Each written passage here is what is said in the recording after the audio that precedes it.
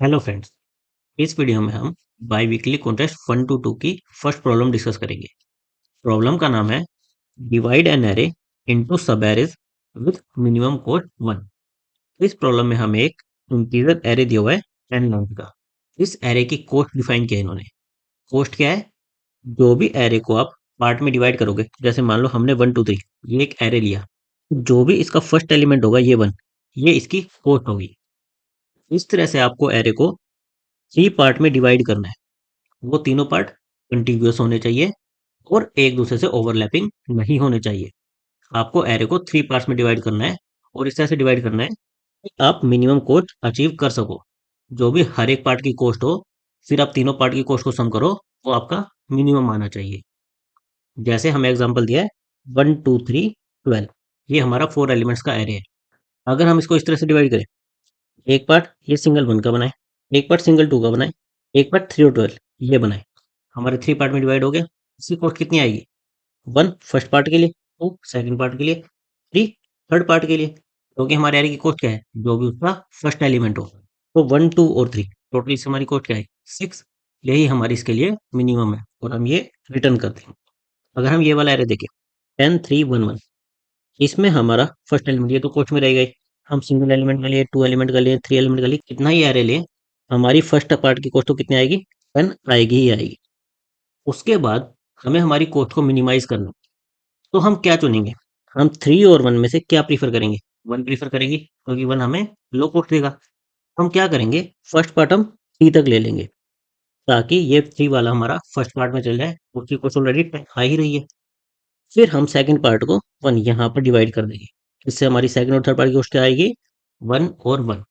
तो हमारी total cost क्या हो जाएगी? 10 + 1 + 1 12। तो अगर आप इसे देखो, हमें 3 कंटिन्यूअस पार्ट में डिवाइड करना है। फर्स्ट एलिमेंट तो हमारा हमेशा हमारी कोस्ट में आएगा ही आएगा, क्योंकि हमारा फर्स्ट पार्ट वहीं से शुरू होगा। फर्स्ट पार्ट तो हमारा कोस्ट में आएगा ही आएगा। उसके बाद हमारे पास n-1 एलिमेंट बच जाएंगे, जहां पर हम हमारे पार्टीशन को प्लेस कर सकते हैं। और ये हमारी चॉइस है, हमें बस कंटिन्यूअस लेना है, लेकिन ये हमारी चॉइस है। तो हम कैसे पार्टीशन को प्लेस करेंगे? इस तरह से प्लेस करेंगे। उसके बाद हमारी दो कोस्ट जो आए वो मिनिमम आए। जैसे हमारे पास यहाँ पर 3 1 1 ये 3 एलिमेंट्स की चॉइस थी, तो हमने पार्टीशन को किस तरह से प्लेस किया कि हमारे मिनिमम 2 एलिमेंट्स 1 और 1 ये पिकअप हो।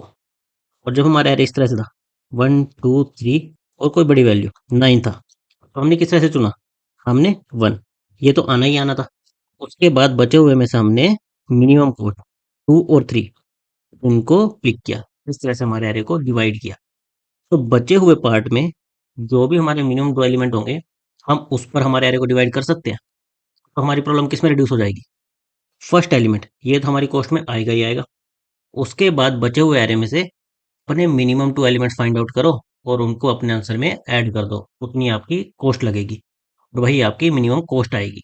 तो हम क्या करेंगे, फर्स्ट एलिमेंट को तो अपने आंसर में ले लेंगे। बचे हुए n-1 में से हम मिनिमम और सेकंड मिनिमम हम फाइंड आउट करेंगे। वो हम कैसे कर सकते हैं? आइदर हम सॉर्ट कर दें और पहले 2 एलिमेंट ले लें, या फिर एक सिंगल लूप लगाकर हमारा मिनिमम और सेकंड मिनिमम फाइंड आउट कर लें। सॉर्टिंग से हमारी time velocity n log of n आएगी और एक सिंगल लूप से हमारी टाइम वेलोसिटी ऑफ n आएगी। तो हम सेकंड मेथड एक लूप लगाकर मिनिमम और सेकंड मिनिमम फाइंड आउट करेंगे। हमें एरे ऑफ इंटीजर्स दिया हुआ था। हमारा फर्स्ट एलिमेंट तो हमेशा हमारे आंसर में आना ही आना था, क्योंकि हमारा फर्स्ट पार्ट वहीं से शुरू होता, तो ये हमारी कॉस्ट में ऐड होना ही होना था। उसके बाद हमें मिनिमम और सेकंड मिनिमम चाहिए। मिनिमम चाहिए तो हमने बाय डिफॉल्ट उन्हें एक बड़ी वैल्यू मैक्स से इनिशियलाइज कर दिया। और हमें ये चाहिए कहाँ से थे? फर्स्ट इंडेक्स से लेकर लास्ट इंडेक्स तक। तो हमने 1 से लेकर लास्ट इंडेक्स तक का लूप लगाया। हमने हर एक एलिमेंट को कंसिडर किया। अगर ये एलिमेंट हमारा मिनिमम से ही छोटा है, मान लो मिनिमम हमारा अभी 5 है, सेकंड मिनिमम हमारा 7 है, और हमें एलिमेंट मिलता है 3, तो ये जो 3 है ये हमारा 5 से ही छोटा है। अब हमारा क्या होगा? ये मिनिमम बन जाएगा। मिनिमम हमारा ये करंट नंबर बन जाएगा। और सेकंड मिनिमम क्या बन जाएगा?